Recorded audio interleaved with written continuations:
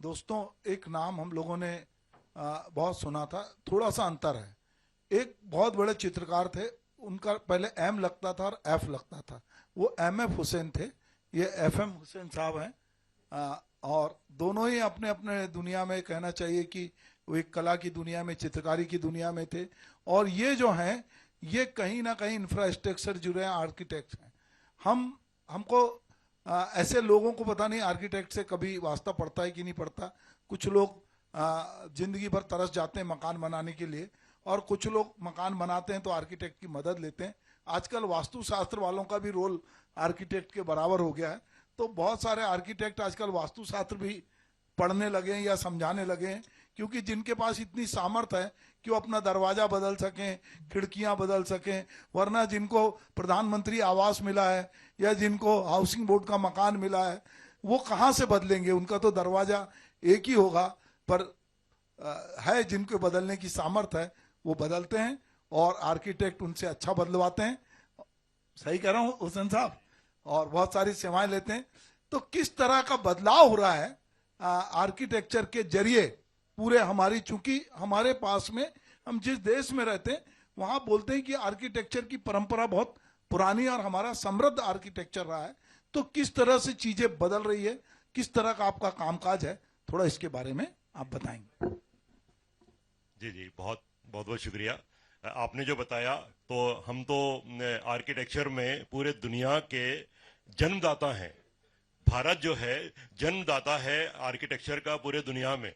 लेकिन साथ में आज हमारे लिए बहुत शर्म की बात है कि हमारे पास दुनिया का सबसे अच्छा आर्किटेक्चर आज भी है। आप चाहें तो ताजमहल देख लें, आप चाहें तो कोकण के ब्लैक पेगोडा देख लें, या आप सांची का स्तूप देख लें, या आप अजंता का कैलाश मंदिर देख लें। ये वर्ल्ड लेवल के, अगर आप वर्ल्ड में 10 बेस्ट मॉन्यूमेंट्स, बेस्ट आर्किटेक्चर की बात करें, आर्किटेक्चर की, तो 10 में ये चारों के नाम आएंगे आपके।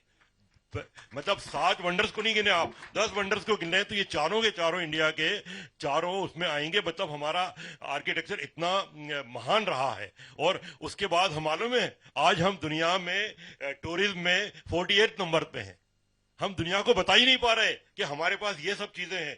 हमारा एक गांव वाला घर बनाता था तो सबसे पहले समझ लीजिए कि एक प्यून है जो कि विधानसभा में काम कर रहा है, तो उसको घर बनाना है तो सबसे पहले वो कब्जा करेगा विधानसभा के सामने जाके। उसने सबसे अच्छा प्लॉट ले लिया जो हम नहीं ले सकते। अब उससे घर बनाना शुरू करा। उसने सबसे पहले दरवाजा रखा, दरवाजा में परपेंडिकुलर डिस्टेंस पर रखूं कि सामने मुझे विधानसभा में जाने में आसानी रहे। उसने दरवाजा रख लिया। अब उसने खिड़की लगाई, देखा कि इधर से रोशनी आ रही थी, इधर से सूरज की किरणें आ रही थी, यहां पर मैं सूर्य नमस्कार करूंगा और ये करूंगा वो करूंगा। वो उसने वहां खिड़की लगाई। फिर उसने देखा कि पसीना आ रहा है मुझे और इधर से हवा बहुत अच्छी आ रही है, उसने खिड़की लगाई। They are perfect designer. मतलब हमारे गांव वाले तक एक एक परफेक्ट डिजाइनर रहे। आज तक जितने हमारे पूरे दुनिया में टेक्सचर के ऊपर वर्क हो रहा है, जो काऊ डंग प्लास्टर है, जो हमारा काऊ डंग प्लास्टर, आज तक उसको कोई पूरी दुनिया में कोई बीट नहीं कर पाया। मतलब उसके ऊपर रिसर्च हो रही है कि किस तरह से हमारा ये पुरानी जो चीजें हैं हम उनको रीयूज करें और हम बेस्ट कर लें। तो कहने का मतलब ये कि वो गांव वाले ने आपको बेस्ट मकान बना के दे दिया। अब उसने सोचा यार कि मैं सुबह काम पे जाऊंगा और शाम को वापस आके और घर में सो जाऊंगा। मैंने अपनी कम्युनिटी के लिए क्या करा, तो उसने घर के बाहर एक ओटला बनाया, वरांडा बनाया। शाम को आता है, वो हाथ मुंह धो के बाहर बैठ जाता है और जितने भी आसपास वाले हैं उनकी खैर खैरियत पूछते रहता है। This is the basic concept of design. तो मतलब हमने दुनिया को सबसे अच्छा डिजाइन दिया और हम आज दुनिया को नहीं बता पा रहे कि हमारे पास क्या क्या है। तो हमें बहुत ज्यादा जो है हमारे डिजाइन के ऊपर, अभी आपने देखा 3 दिन पहले भोपाल के गोलघर का इनॉग्रेशन हुआ। एक प्रेस रिपोर्टर ने मुझसे पूछा कि आप अपनी चॉइस की बिल्डिंग बताइए, तो मैंने गोलघर बताया। तो कहने लगा, अरे इतनी बड़ी बड़ी बिल्डिंग्स हैं, एक छोटी सी बिल्डिंग को आप बता रहे हैं। मैंने कहा गोलघर जो है दुनिया की यूनिक बिल्डिंग है और उस पर्पस के लिए पूरे दुनिया में कोई बिल्डिंग नहीं बनाई गई। तो उसने पूछा क्या है पर्पस, तो मैंने कहा कि बेगम साहब ने उस टाइम के इंजीनियर्स को बुलाया, आर्किटेक्ट्स को बुलाया कि देखो ये प्रोफेशनल भिखारी रोड पे घूमते रहते हैं, ये लोग तो सब मांगते हैं, मुझे ऐसे लोगों की मदद करने के लिए बिल्डिंग बनाना है जो कोई किसी से मांग नहीं पाते हैं। तो उस टाइम के, जैसे आपके घर में 2 दरवाजे होते हैं, आपको पता नहीं चलता दूसरे दरवाजे से कौन आया, तो इसमें 32 दरवाजे बनाए गए और 32 दरवाजों में से कोई भी दरवाजे से कहीं से भी आके कहीं से भी चलाए, आपको पता नहीं चलेगा। उसके बाद दरवाजों से जब आप 32 दरवाजों से एंटर होंगे तो एक कॉरिडोर है जिसमें लेडीज का पोर्शन अलग है, जेंट्स का पोर्शन अलग है, और उसके बाद एक बीच में हॉल है जिसमें डोनेशन के लिए जो जो चीजें होती थी वो रख दी जाती थी। 4 बड़े बड़े दरवाजे हैं, उनसे आपने खाने का पका हुआ खाना या अनाज या कपड़े जो भी बांटना है वो रख के दरवाजे बंद कर दिए जाते थे, और 4 खिड़कियां हैं फ्लोर लेवल पे जिनसे वो डिस्ट्रीब्यूशन करा जाता था। और जो फ्लोर लेवल पे जो 4 खिड़कियां हैं उन पे जो लोग बैठते थे वो अंधे होते थे, मतलब उनको भी नहीं मालूम कि हम किसकी मदद कर रहे हैं। Unique building made for unique purpose. तो इस टाइप के कंसेप्ट के ऊपर हजारों बिल्डिंग हमारे इंडिया में है, मतलब आप मानेंगे मैं नहीं। हुसैन साहब आपको माफ करूंगा, जी, जी। अभी तो मदद करने वाले अपने साथ टीवी, कैमरा, मोबाइल ले जाके पहले फोटो खिंचवाते हैं, पोस्टर लगाते हैं, फिर मदद करते हैं। तो अब तो पूरा बदल गया है, तो कैसे ऐसे इस तरह की बिल्डिंग थोड़ी बनेगी अब।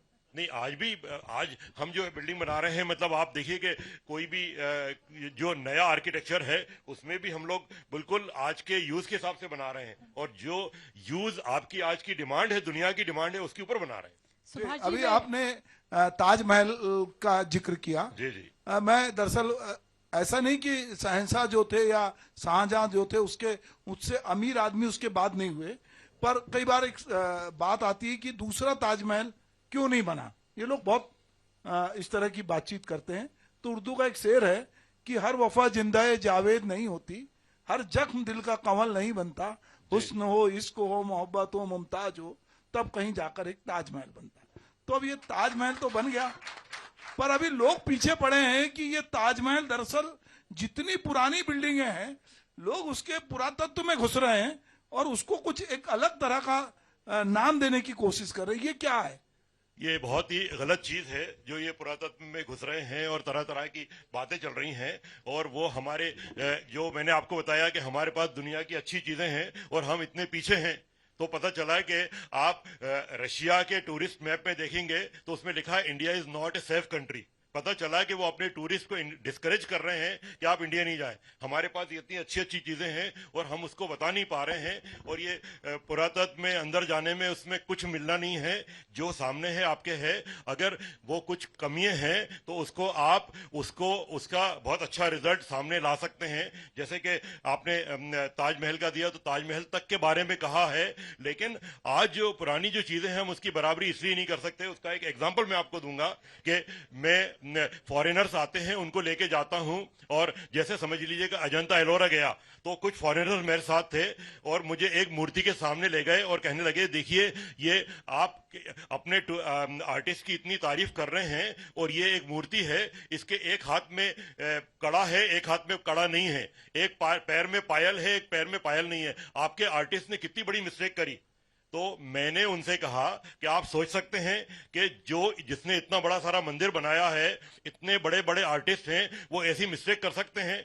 तो फिर बताइए, कहने लगे कि आपने ऐसी मिस्टेक क्यों करी। तो मैंने कहा कि ये पार्वती जी हैं, इसके आसपास जितने लोग खड़े हैं ये सब इनकी दासी हैं। देखिए हर दासी के पैर में 2 पायल हैं और दोनों हाथों में कड़े हैं, और ये पार्वती जी के हाथ में एक कड़ा है और एक में नहीं है, एक में पायल है, एक में नहीं है। ये आर्टिस्ट ये दिखाना चाहता है कि ये पड़ोस में जो एक औरत खड़ी हुई है, ये पार्वती जी के ऊपर पैगाम लेके आई है कि आपको शादी के लिए तैयार होना है, और वो इतनी व्याकुल हैं, तो वो आर्टिस्ट जो है उनकी व्याकुलता दिखा रहा है, और इस वजह से उसने एक पैर में एक कड़ा और एक पादप नहीं दिखाई है। तो इतनी बारीकियां हैं, वो बारीकी हम आज नहीं दिखा पा रहे, इसीलिए ताजमहल की हम बराबरी नहीं कर सकते। ताजमहल जैसा ही एक और बिल्डिंग बन रही है, सालों से बन रही है, पिछले 25 साल से बन रही है, लेकिन वहां शायद कोई भी 2 जाते होंगे, यहां 100 जाते हैं। तो कहने का मतलब यह कि जो पुराने जितनी मेहनतें थी, जितना पुराना आर्किटेक्चर था, वो तो आज हम जिंदा नहीं कर सकते, उसको प्रिजर्व करना बहुत जरूरी है। हम बातचीत का सिलसिला बीच में थोड़ा ब्रेक करेंगे। मैं चाहूंगा हमारे सहयोगी सुनील से कि वे आए। इस बीच में मैं डॉक्टर मेजर जनरल श्याम सुंदर श्रीवास्तव जी हमारे साथ हैं, और चूंकि मेजर जनरल हैं कई बार उनका नाम एक कांग्रेसी नेता के रूप में भी आता है और अभी तक टिकट डिक्लेयर नहीं हुई है, तो हमको लगता है कि कहीं मेजर साहब को तो टिकट नहीं मिलने वाली है। बहरहाल हम चाहते हैं कि अच्छे लोग जो हैं राजनीति में आए और वो आगे जाएं। तो मेजर साहब, आपने राजनीति को चुना है, जनरल साहब चलिए, तो आपने राजनीति को चुना है और अभी टिकट डिक्लेयर नहीं हुई है, तो आप अपनी भविष्य की राजनीति को किस तरह से देखते हैं? पहले तो मैं एशियन न्यूज़ को बहुत बहुत धन्यवाद देना चाहूँगा। भोपाल बहुत दिनों से तरस रहा था। इस तरह के जितने भी कॉन्क्लेव होते हैं जिस पर आप इतनी सारी नॉलेज के साथ में इन विषयों पर चर्चा करते हैं, इसका असर उन लोगों पे पड़ेगा जो निर्णय ले सकते हैं, जिनके पास पावर है, जिनको आपने बुलाया है, ये जो लोग सोच सकते हैं, और इसका असर पड़ेगा और इसके ऊपर काम होगा। और बहुत सारे लोग इसको देख रहे होंगे, बहुत सारे लोग इसको सुन रहे हैं। ये आपका बहुत ही साधुवाद है और ऐसे कार्यक्रम अगर होते रहें तो ये शहर बहुत जल्दी तरक्की करेगा। दूसरी बात यह है, आपने जो राजनीति के बारे में पूछा है, तो मैं आर्म फोर्सेस का हूँ, भोपाल का हूँ, तलैया से निकला हूँ, मैनेट से इंजीनियरिंग किया है और उसके बाद 36 साल मैंने फौज के अंदर काम करके जनरल बन करके लौटा हूँ। मैंने एक संस्था बनाई थी जिसका नाम है वर्दी, जिसके अंदर army, navy, air force, paramilitary, police, सबके रिटायर्ड लोगों को मैंने लिया है। उनका वेलफेयर देखते हैं और उनके साथ मिलकर सोशल वर्क करते हैं। पर मैंने ये देखा है कि उन लोगों को और बाकी लोगों को भी बहुत सारी समस्याएं होती हैं और समस्या हल करने के लिए सबसे ज्यादा ताकत राजनीति या पॉलिटिक्स के अंदर होती है। और राजनीति या पॉलिटिक्स के अंदर एक बहुत बड़ा परसेंटेज जो है वो इन सब चीजों को वहां पहुंचने के बाद में नहीं देखता, जिसके कारण हमारे बहुत सारे लोग त्रस्त रहते हैं। तो इसीलिए मैं खुद राजनीति में आया हूं, अपने फौजियों को और बाकी सब लोगों को भी इसमें लाने का प्रयास कर रहा हूं। और प्रयास सिर्फ इसीलिए कर रहा हूं कि इतनी सारी पावर एक सोच के साथ आगे बढ़ सके और एक अच्छे काम अच्छे लोग कर सके, जिससे कि सारी जनता को उसका फायदा मिल सके।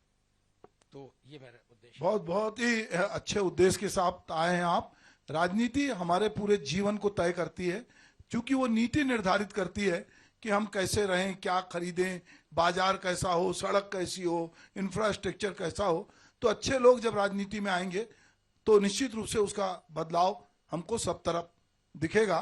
तो मैं समझता हूं कि आप जैसे लोग यदि इसमें आ रहे हैं तो निश्चित रूप से एक अच्छी बात है। और धीरे धीरे बहुत सारे लोग अब समझने लगे हैं कि राजनीति में हमको होना चाहिए। अभी थोड़ी देर पहले महापौर थी, उन्होंने जिस तरह की बातचीत की कि विकास को लेकर एक महिला किस तरह से सोचती है, तो मुझे लगता है कि एक हमारे देश में एक बहुत पॉजिटिव चीजें जा रही है। और अब जब महिला आरक्षण आएगा 2029 में, तो महिलाओं की भागीदारी इसमें बढ़ेगी। मैं आप सबका धन्यवाद करता हूं और सुनील से कहूंगा कि वो आए। मैं एक बात और जस्ट कहना चाहूंगा, अभी होली का त्यौहार आ रहा है, उसके लिए आप सबको शुभकामनाएं देता हूं। और मैं आपको बताता हूं कि जो भी त्यौहार हैं वो आर्मी के अंदर बहुत अच्छी तरह से मनाए जाते हैं और खुलकर करते हैं। जैसे होली के अंदर सारे जवान, सारे ऑफिसर्स एक साथ इकट्ठे होते हैं, एक दूसरे को गुलाल लगाते हैं और बहुत सारे गानों के साथ में सब करते हैं। जैसे समझ लीजिए कि आपका पूरा परिवार और आपके सारे रिश्तेदार एक साथ इकट्ठा होकर के होली मना रहे हैं। आप सोच सकते हैं कि उसका कितना अच्छा रंग होगा और कितना मजा आएगा।